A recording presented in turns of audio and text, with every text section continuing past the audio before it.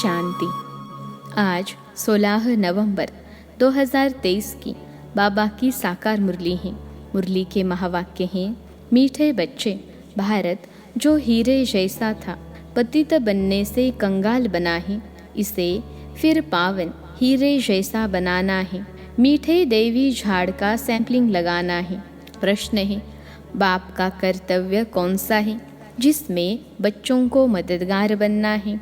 उत्तर है, सारे विश्व पर एक डीटी गवर्नमेंट स्थापन करना, अनेक धर्मों का विनाश और एक सत धर्म की स्थापना करना, यही बाप का कर्तव्य है। तुम बच्चों को इस कार्य में मददगार बनना है, ऊंच मर्तबा लेने का पुरुषार्थ करना है। ऐसे नहीं सोचना है कि हम स्वर्ग में तो जाएंगे ही। गीत है, तुम्ही हो माता पिता। ओम शांति। दुनिया में मनुष्य गाते हैं तुम माता पिता, परंतु किसके लिए गाते हैं यह नहीं जानते। यह भी वंडरफुल बात है, सिर्फ कहने मात्र कह देते हैं। तुम बच्चों की बुद्धि में है कि बरोबर यह माता पिता कौन है। यह परमधाम का रहवासी है। परमधाम एक ही है। सतयुग को परमधाम नहीं कहा जाता। सतयुग तो यहाँ होता है ना। परमधाम में रहने वाले तो हम सब हैं। तुम जानते हो, हम आत्माएं परमधाम निर्वाण देश से आती है इस साकार सृष्टि में। स्वर्ग कोई ऊपर नहीं है। आते तो तुम भी परमधाम से हो। तुम बच्चे अब जानते हो, हम आत्माएं शरीर द्वारा पाठ बजा रहे हैं। कितने जन्म लेते हैं, कैसे पाठ बजाते हैं, यह अब जानते हैं। वह है दूर देश का रहने वाला, आया देश पराया। अब पराया देश क्यों कहा जाता है? तुम भारत में आते हो ना, परंतु पहले पहले तुम बाप के स्थापन किए हुए स्वर्ग में आते हो। फिर वह नरक रावण राज्य हो जाता है। अनेक धर्म, अनेक गवर्नमेंट हो जाती हैं। फिर बाप आकर एक राज्य बनाते हैं। अभी तो बहुत गवर्नमेंट हैं, कहते रहते हैं सब मिलकर एक हो। अब सब मिलकर एक हो, यह कैसे हो सकता? 5000 वर्ष पहले भारत में एक गवर्नमेंट थी। World almighty authority Lakshmi Narayan थे। विश्व में राज्य करने वाली और कोई अथॉरिटी है नहीं। सब धर्म एक धर्म में आ नहीं सकते। स्वर्ग में एक ही गवर्नमेंट थी, इसलिए कहते हैं कि सब एक हो जाए। अब बाप कहते हैं हम और सबका विनाश कराएं। एक आदि सनातन डीटी गवर्नमेंट स्थापन कर रहे हैं। तुम भी ऐसे कहते हो ना।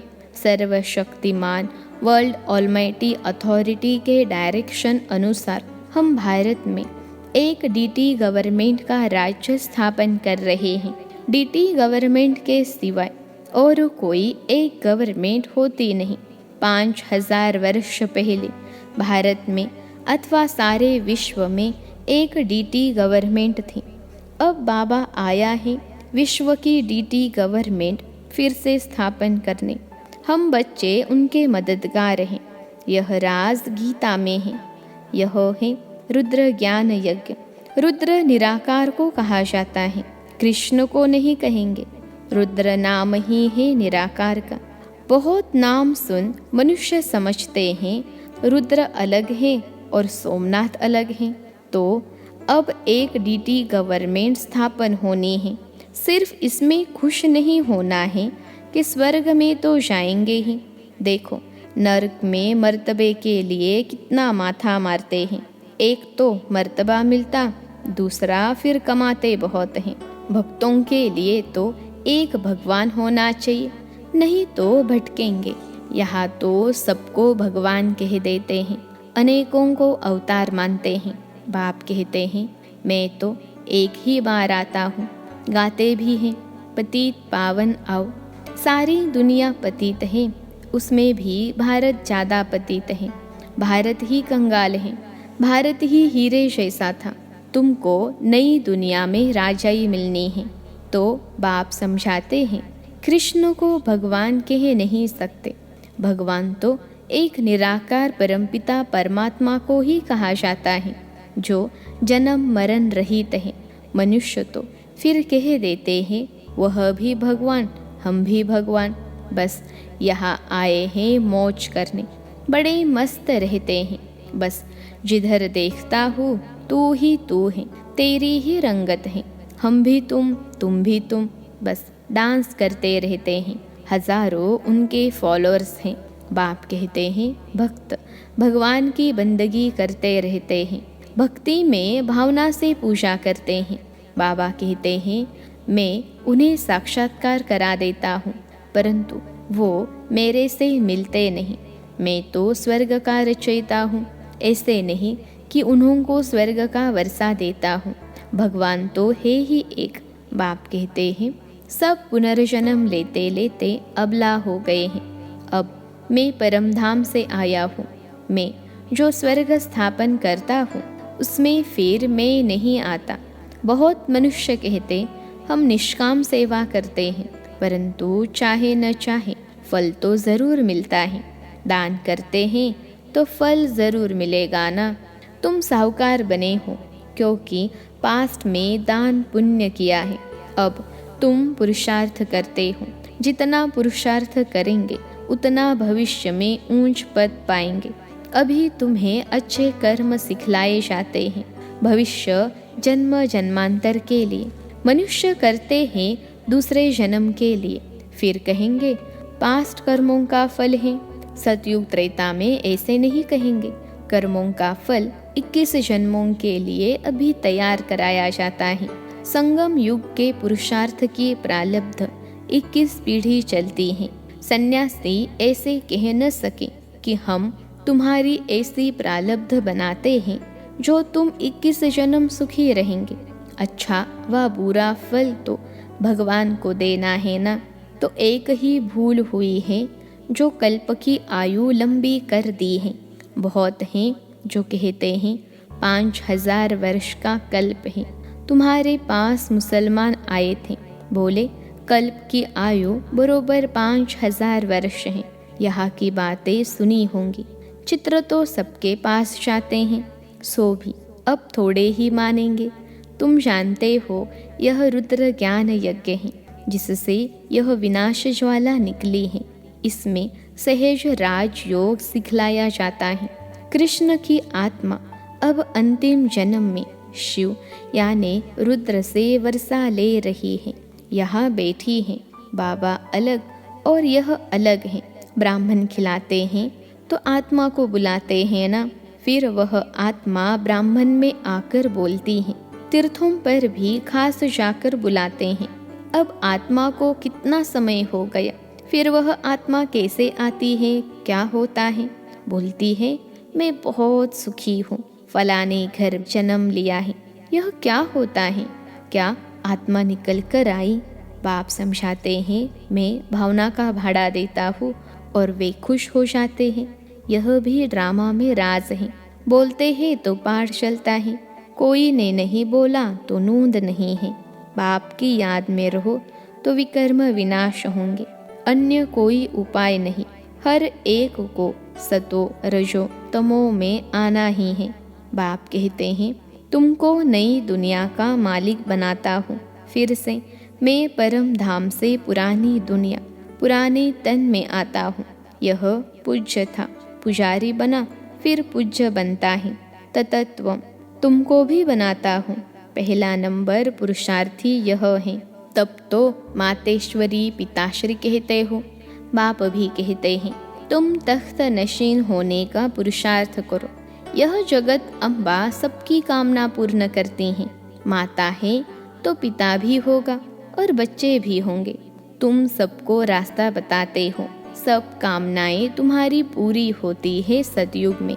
बाबा कहते हैं घर में रहते भी यदि पूरा योग लगाए तो भी यहाँ वालों से ऊंच पद पा सकते हैं। बांधे लिया तो बहुत है। रात को भी होम मिनिस्टर को समझा रहे थे ना कि इसके लिए कोई उपाय निकलना चाहिए जो इन अबलाओं पर अत्याचार न हो। परंतु जब 2-4 बार सुने तब ख्याल में आए तकदीर में होगा तो मानेंगे। पेचीला ज्ञान है ना, सिख धर्म वालों को भी पता पड़े तो समझे। मनुष्य से देवता किए किसने? एक ओंकार सतनाम, यह उनकी महिमा है ना। अकाल मूर्त ब्रह्म तत्व उनका तख्त है। कहते हैं ना, सिंहासन छोड़ कर आओ, बाप बेट समझाते हैं। सारी सृष्टि के आदि मध्य अंत को जानते हैं। ऐसे नहीं, सबकी दिल को जानते हैं। भगवान को याद करते हैं कि सदगति में ले आओ। बाबा कहते हैं, मैं वर्ल्ड ऑलमाइटी डीटी गवर्नमेंट की स्थापना कर रहा हूँ। यह जो पार्टीशन हुए हैं, यह सब निकल जाएंगे। हमारे देवी देवता धर्म के जो हैं, उनका ही कलम लगाना है। झाड़ तो बहुत बड़ा है, उनमें मीठे ते मीठे हैं देवी देवताएं, उनका फिर सैम्पलिंग लगाना है। अन्य धर्म वाले जो आते हैं, वह कोई सैम्पलिंग थोड़े ही लगाते हैं। अच्छा, आज सतगुरुवार है। बाप कहते हैं, बच्चे श्रीमत पर चलकर पवित्र बनो तो साथ ले चलो। फिर चाहे मखमल की रानी बनो, चाहे रेशम की रानी बनो। वर्षा लेना है तो मेरी मत पर चलो।